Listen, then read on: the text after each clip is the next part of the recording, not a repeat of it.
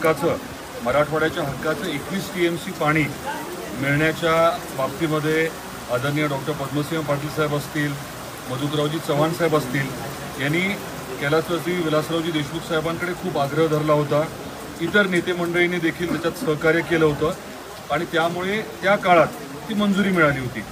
दुर्दैवाने म्हणावं तशी कामाला गती नव्हती, अनेक अडचणी होत्या आणि नंतरच्या काळामध्ये 21च्या ठिकाणी 23.66 TMC पाणी देण्याचा निर्णय झाला.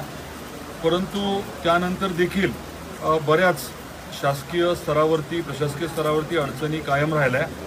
2014 ते 19 या कालावधीमध्ये गिरीश महाजन साहेब आपले जलसंपदा मंत्री होते आणि त्यांनी खास करून केंद्रातले अनेक विषय मार्गी लावले आणि व्यक्तिशः देवेंद्रजी फडणवीस साहेब तत्कालीन मुख्यमंत्री महोदय यांनी या बाबतीमध्ये विशेष लक्ष दिलं.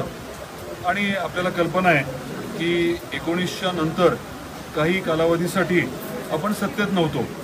त्या दरम्यान काय झालं किंवा काय झालं नाही याबद्दलही मी बोलणार नाही, पण मी एवढंच सांगेन की आदरणीय मुख्यमंत्री देवेंद्रजी फडणवीस साहेबांनी उपमुख्यमंत्री असताना जलसंपदा मंत्री असताना परत एकदा या विषयाला प्रचंड चालना दिली आणि महायुतीचं सरकार 2022मध्ये आल्यानंतर जे पहिले महत्त्वाचे निर्णय घेतले गेले त्याच्यातला हा 23.66 TMCचा निर्णय होता.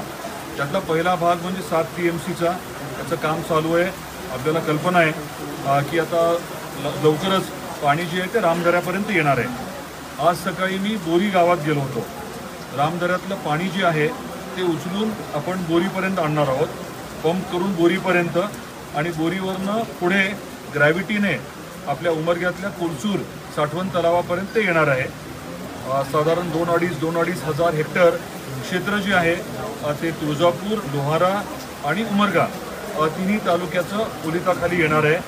अगदी गेल्या आठवड्यामध्येच आपले आदरणीय जलसंपदा मंत्री राधाकृष्ण विखे पाटील साहेबांनी या विषयाला मान्यता दिलेली आहे.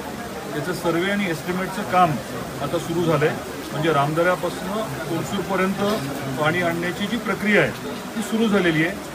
आमची अपेक्षा आहे की पुढच्या 6 महिन्याच्या आत काम जे आहे ते सुरू करता येऊ शकेल आणि त्या अनुषंगाने युद्ध पातळीवरती काम होईल.